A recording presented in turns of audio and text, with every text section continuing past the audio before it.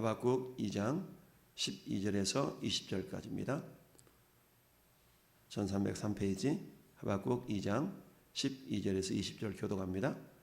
피로 성읍을 건설하며 불의로 성을 건축하는 자에게 화 있을진저 민족들이 불탈 것으로 수고하는 것과 나라들이 헛된 일로 피곤하게 되는 것이 만군의 여호와께로 말미암음이 아니냐.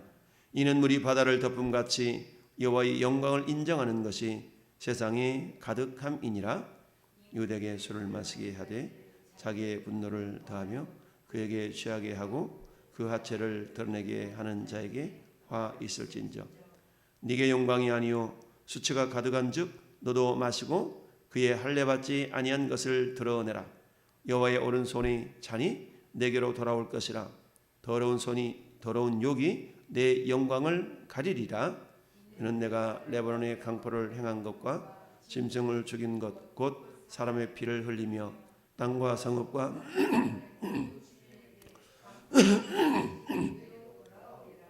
새긴 우상은 그 새겨 만든 자에게 무엇이 유익하겠느냐. 부어 만든 우상은 거짓 스승이라. 만든 자가 이 말하지 못하는 우상을 의지하니 무엇이 유익하겠느냐. 남에게 깨라 하며 말하지 못하는 돌에게 일어나라 하는 자에게 화 있을진저 그것이 교훈을 베풀겠느냐. 보라, 이는 금과 은으로 입힌 것인즉 그 속에는 생기가 도무지 없느니라. 오직 여호와는 그의 성전에 계시니 온 땅은 그 앞에서 잠잠할지니라 하시니라. 아멘. 할렐루야. 따라합시다. 성도는 자기 영광을 구하지 아니하고 하나님의 영광을 구해야 합니다. 아멘. 성도는 자기 영광을 구하지 말고 하나님의 영광을 구해야 된다. 하나님의 영광을 구한다는 것이 어떤 의미일까요? 그것은 내 의로움, 내 잘난 맛, 자기 자랑하지 말고 한마디로 말하면 하나님 자랑, 예수님 자랑하라는 얘기입니다. 할렐루야. 우리는 뭔가 자식이 출세하고 남편이 출세하면 그걸 막 자랑하죠. 이게 인간이 어찌 보면 본성일 수가 있는데 그건 하나님 우리를 지으신 목적 중에 한 가지가 뭐요? 내가 이 백성을 지었나니 나의 영광을 나타내게 하려 하심이라. 내가 이 백성을 지었나니 나를 찬송하게 하심이라. 할렐루야. 그러니까 나의 영광을 위하여서 하나님의 영광을 위하여서 지었다라고 하나님 이사야 선지자를 통해서 말씀하고 있고 이사야서 11장 14장에는 뭐라고 말씀하고 있습니까? 나는 다른 이에게 내 영광을 나타내도록 그렇게 하지 않겠다. 다른 이들에게 내 영광을 주지 않겠다. 오직 예수 그리스도를 믿는 믿음의 사람들을 통해서 하나님의 영광을 받으시기를 원하시고 온전한 영광을 나타내기를 원하신다. 자, 하박국 선지자를 통해서 오늘 우리 함께 읽어본 본문에 자, 특별히 2장에는 하나님이 이제 1장에서 두 번의 질문과 이제 두 번의 하나님의 응답이 있는데 그 가운데 2장은 하나님의 응답의 역사를 기록하고 있죠. 특별히 바벨론이 제잘난 맛에 자기 능력인 줄 알고 교만하게 행하면서 자기 주변에 있는 모든 약소국들을 그야말로 압제하며 그들의 노동력을 빌어서 행한 일들에 대해서 하나님은 철저하게 심판하시겠다라고 5번씩이나 화 있을진저 5번의 어떤 화가 있겠다라고 주님이 선포하고 계십니다. 그 가운데서 우리가 오늘 읽은 12절부터 20절 사이에는 3번의 화 있을진저라는 말씀으로 바벨론 심판이 필연적으로 다가올 수밖에 없다는 것을 말씀을 하고 있습니다. 자, 12절 말씀은 이렇게 얘기하고 있어요. 피로 성읍을 건설하며 불의로 성을 건축하는 자에게 화 있을진저. 피로 성읍을 건설했다는 것은 뭡니까? 마치 저 이집트가 노예들을 불러다가 피라미드를 세운 것과 똑같죠. 마치 이스라엘 백성들을 종 삼아서 역청으로 아니 진흙으로 벽돌을 굽게 하고 이런 어떤 모든 그런 어떤 것들을 말하고 있는 것과 같습니다. 이와 마찬가지로 바벨론 그 제국이 주변에 있는 약소국들을 전부 다 점령해 가지고 그들의 피를 흘리게 하면서 성읍을 건설했다라는 이야기인데, 자, 불의로 성을 건축하는 자, 불의로 성을 건축하는 것이 뭡니까? 응당 그들의 노동의 대가에 대해서 전혀 고려하지 아니하고 그들의 노동력을 착취하고 그들을 피를 흘리게 하면서 바벨론 제국을 건설해 나가는, 확장해 나가는 그런 어떤 바벨론에 대하여서 하나님께서는 화 있을진저라고 말씀하고 있습니다. 화가 있겠다는 얘기는 뭡니까? 하나님 반드시 심판하시겠다라는 얘기죠. 그러면서 그들이 이처럼 약소국들의 피를 흘리게 하고 노동력을 착취해서 세운 그런 어떤 성읍들이 결국은 어떻게 될 것인가? 13절에 민족들이 불탈 것으로 수고하는 것과 나라들이 헛된 일로 피곤하게 되는 것이 만군의 여호와께로 말미암음이 아니냐. 기세등등해서 자기들이 전 세계를 호령할 것 같은 그런 위세를 떨쳤던 바벨론이지만, 그러나 아무리 강대국이었던 바벨론이라 할지라도 결국 그것은 하나님의 손 안에 있을 수밖에 없다라는 말씀입니다.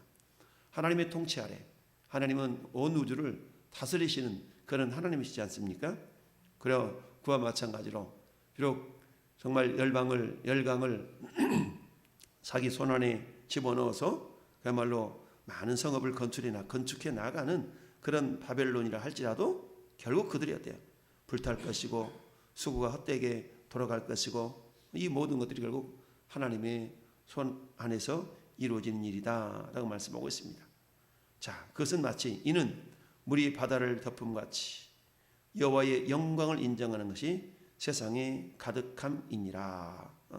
이처럼 하나님께서 피로 성읍을 건설하고 불의로 건축하는 이 바벨론에게 화가 있게 하시고 그들의 수고를 헛된 것으로 돌이키는 이유는 14절 이는 왜냐하면 이 말이죠.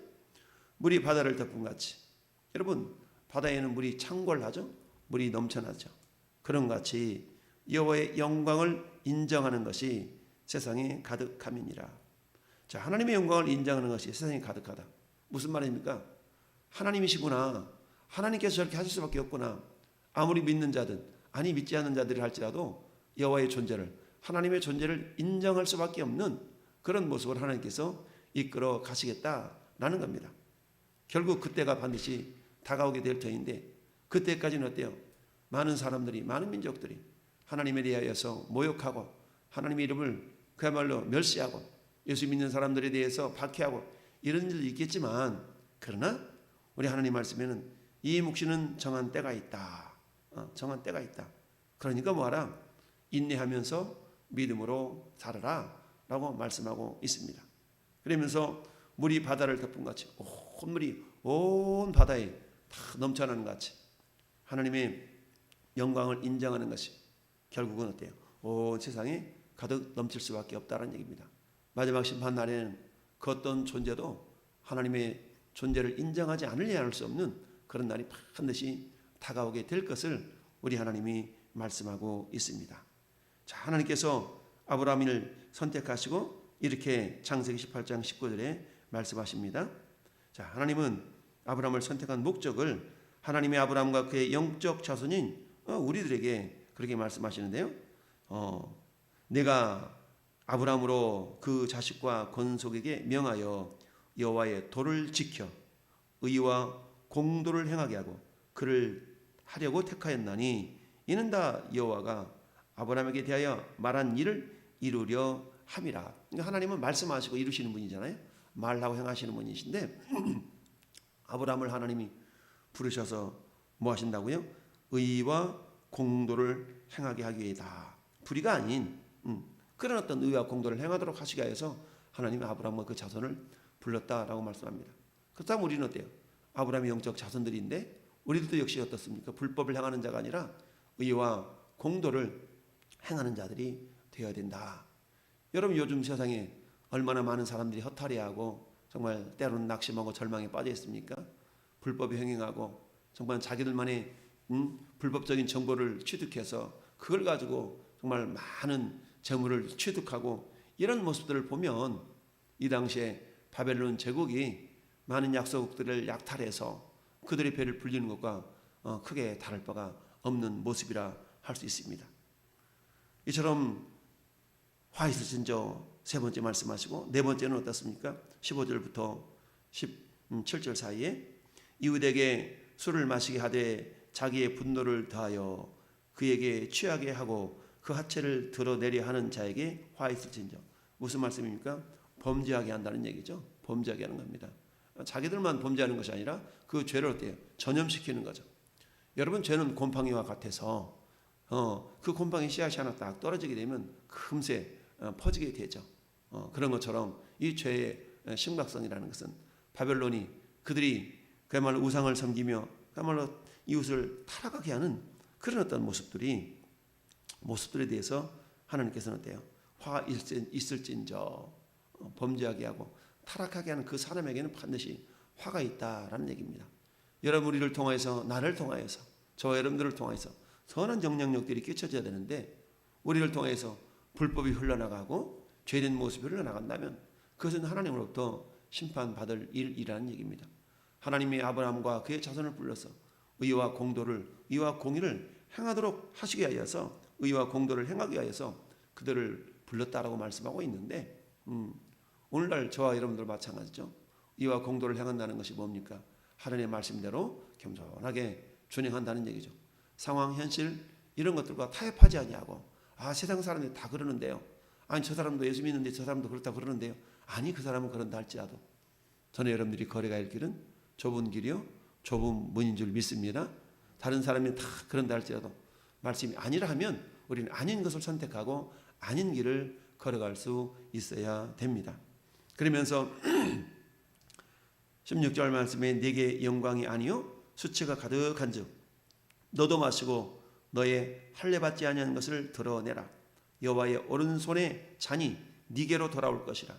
하나님 오른손의 잔이 뭡니까? 심판의 잔이죠. 진노의 잔입니다.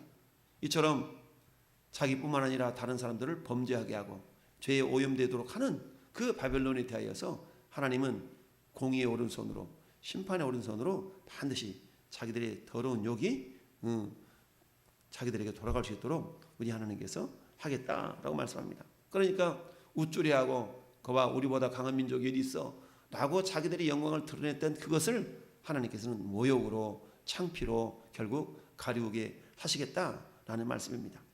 이는 네가 레바논의 강포를 행한 것과 짐승을 죽인 것. 짐승이라는 건 뭡니까? 야만스러운 그런 삶을 사는 사람들의 모습을 말하고 있죠. 짐승을 죽인 것, 곧 사람의 피를 흘리며 땅과 성읍과 그 안에 모든 주민에게 강포를 행한 것이 네게로 돌아오리라. 우리 주님은 철저하게 심은 대로, 행한 대로, 일한 대로 그대로 보응하시는 하나님이신 것을 오늘 본문을 통해서도 우리가 알 수가 있습니다. 이처럼 네 번째 화 있을진저 그들을 타락하게 한, 그리고 다섯 번째 화 있을진저의 모습은 결국 뭡니까? 그들로 하여금 주변 민족들로 하여금 우상을 섬기게 한 죄에 대한 화 있을진저라고 말씀합니다. 18절에 새긴 우상은 그 새겨 만든 자에게 무엇이 유익하냐? 부어 만든 우상은 거짓 스승이라. 만든 자가 이 말하지 못하는 우상을 의지하니 무엇이 유익하겠냐? 참 우습죠. 인간이 깎아서 만들어 놓고 그 어디를 향하여서 나를 구원하라, 나를 구원하라 이런 모습이 인간의 어리석은 모습을 표현하고 있지요. 나무에게 깨라 말하며 말하지 못하는 돌에게 일어나라 하는 자에게 화 있을진저 그것이 교훈을 베풀겠느냐. 결국 여기에다가 금과 은을 정말 도금해가지고 아무리 절하고 부르짖어 본들 그것이 생기가 있겠느냐. 우리는 이것에 대해서 열왕기상 18장에 엘리야와 바알과 아세라시를 섬기는 850명과의 대결을 통해서 우리가 확연히 다시 한번 확인해 볼 수가 있죠. 아무리 그들이 정말 바알이야 바알이야 외쳤지만 그 바알은 응답하지 않는 신이죠. 왜? 그것은 죽은 신이기 때문이다. 그러나 하나님께서는 어떻습니까? 불로써 엘리야에게 응답하시고 이렇게 역사하신 살아계신 하나님이신 걸 보게 됩니다. 뿐만 아니라 다니엘과 다니엘의 세 친구를 통해서도 역시 느부갓네살 왕이 두라평지에 60규빗 되는 금신상을 만들어 놓고 이게 되게 절하라. 그 신상은 자기들 손으로 만든 거 아니겠어요? 그래도 이게 신이라는 거죠. 그게 참 인간의 어리석은 모습을 보게 되어지는데요. 그러면서 도무지 생기가 없는 그것에 너희가 구하는 것이 무슨 유익이 있겠냐라고 하나님 말씀하시는데 그런 모습들을 이방인들에게 주변에 있는 약속들에게 너희가 강권하고 이렇게 전파한 이것 자체가 굉장히 큰 죄인 것을 너희가 알고 내가 거기에 대해서 뭐 하겠다? 심판하겠다라고 주님이 말씀하고 계십니다. 그러면서 결론으로 오직 여호와는 그 성전에 계시니 온 땅은 그 앞에 잠잠할지니라 하시니라. 여러분, 하나님은 온 우주를 지으시고 지금도 하늘 보좌에 계시죠. 여호와는 그 성전에 계시니 하늘 보좌에서 온 우주를 다스리고 계신다. 뿐만 아니라 하나님은 성령으로 영으로 우리 마음을 성전 삼으셔서 믿는 자 심령마다 성전 삼으셔서 그들을 다스리고 계시죠. 따라서 저와 여러분들이 해야 될 것은 뭡니까? 우리를 성전 삼으시고 우리 안에 계신 그 주님을 드러내는 겁니다. 그 주님을 홍보하는 겁니다. 여러분, 텔레비전에서 뭡니까? 그 광고 시간을 보면 딱 15초, 20초 사이에 자기들 온갖 가지 제품을 다 광고하고 홍보하지 않습니까? 15초, 20초가 되면 툭탁 바뀌어가지고 다른 제품을 광고하고 홍보하고 집중해서 그 짧은 시간 내에 그 제품들을 홍보하는 걸 보십시오. 흡사 그걸 바라보면서 우리 인생을 축약시키면 우리 인생이 15초라면 여러분 그 15초 사이 우리는 뭐 해야 되겠습니까? 어떤 분이 이가탄 선전하고 인사들 선전하는 모습을 보면서 저 사람들이 저거 진짜 저거 먹어? 쟤네들은 저거 먹지도 않잖아 이러면서 그런데 어때요? 우리 광고를 보면 그 사람이 저 약을 먹고 그렇게 이빨이 건강해진 것처럼 그 식품을 먹고 저렇게 건강해진 것처럼 우리는 착각을 하잖아요. 그게 뭐예요? 그 사람은 그 제품의 영광을 나타내는 거 아니겠어요? 그런 것처럼 우리가 제한된 인생을 살아가면서 우리도 역시 마찬가지예요. 그 15초, 20초 동안에 최선을 다해서 그 제품을 홍보하는 것처럼 하나님은 우리 인생이 길게는 80년, 90년이나 그러지만 그걸 추각해 보면 우리 인생은 15초, 20초거든요. 그 15초, 20초 사이에 우리가 뭘 홍보하고 뭘 자랑해야 되겠습니까? 우리는 우리를 통해서 정말 역사하기를 원하시는 그 예수 그리스도를 자랑하고 할렐루야. 주님의 높고 위대하심을 오늘 우리가 불러봤던 찬송가 9장의 모습처럼 하늘에 가득 찬 영광의 하나님 할렐루야. 온 땅에 충만한 존귀하신 하나님. 온 땅에 충만하지만 충만하신 하나님을 의식하는 자가 있고 충만하신 하나님은 의식하지 못하는 자가 있지요. 우리 날마다 깨어서 제잘난 맛에 살아가는 것이 아니라 날마다 주님이 우리를 통하여서 야 너는 나를 홍보하는 홍보대사가 되어야 되지 않겠냐? 15초 20초 사이에 그 제품을 그렇게 열정적으로 그게 진실인 것처럼 사실인 것처럼 홍보해가는 그런 광고를 보면서 너는 무슨 생각을 하느냐? 너 인생 기간 동안에 나를 그처럼 홍보하고 나를 그처럼 자랑해야 되지 않겠니? 라고 우리 주님이 말씀하시는 것은 우리는 그 광고를 통해서도 우리가 깨달아야 되는데 우리는 그런 모습이 부족하죠. 오직 여호와는 그 성전에 계시니 하늘 보좌에도 계시지만 그 하나님은 오늘도 저와 여러분 심령을 성전 삼으셔서 계십니다.